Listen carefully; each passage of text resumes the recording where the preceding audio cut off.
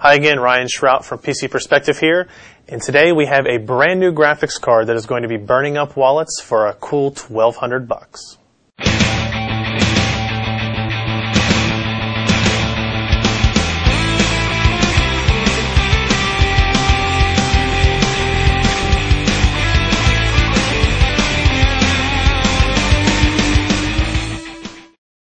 The ASUS ARES is a dual GPU graphics card really built for the extreme enthusiast, if you couldn't tell, based on the pricing. We actually got our first glimpse of this card at the ASUS ROG Summit back in April, and we're just now finally getting our hands on with the retail unit. Now, if you buy one of these cards, it's going to come in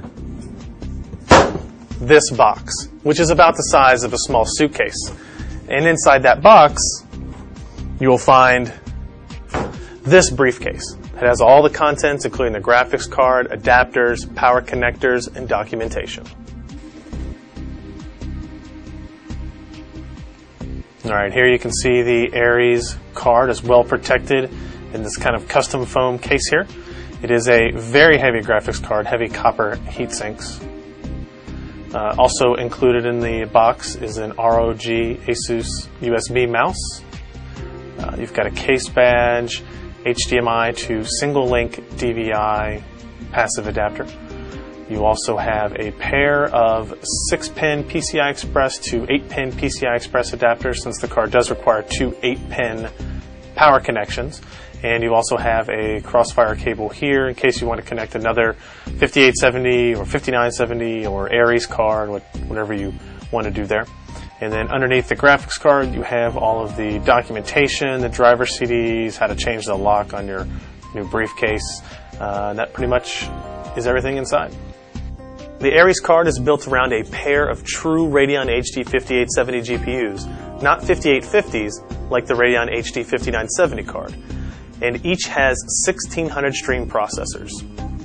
The GPUs are clocked at 850 MHz core and 4.8 GHz GDDR5 memory speeds, and each GPU has access to 2 GB of frame buffer for a total of 4 gigs on this card.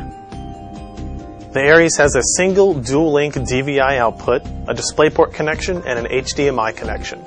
The card will support up to 3 1920 by 1200 or 1080p displays for Affinity, though you are not going to be able to run 3 30-inch displays because of the HDMI port's limitations. Single display 2560 by 1600 gaming won't be a problem. The card requires a pair of 8-pin and a single 6-pin power connectors to run properly, even though it won't pull that much more than a single GTX 480 from NVIDIA. ASUS is hoping to create a very stable card this way and leave some room for overclocking. The ARES is designed to be enthusiast-friendly and very overclockable.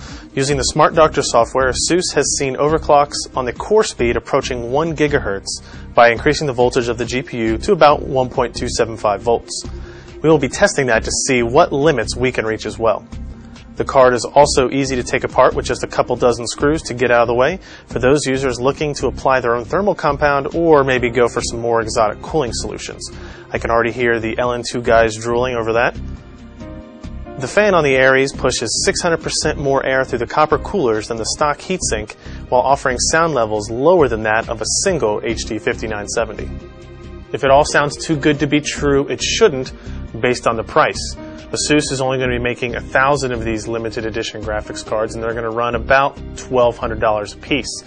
That's a lot of money for any single graphics card, but considering that 2 GB versions of the Radeon HD 5870 run you about $499 a piece, and single GPU versions of the GTX 480 from NVIDIA run about $479 a piece, a pair of each of those is going to be about $1,000. Now we're only talking about a $200 premium for the card. Considering the overclocking headroom and the cooling capacity and the noise levels of it, maybe that's something you're willing to swallow if you already know you're going to be going for an ultra high-end enthusiast solution.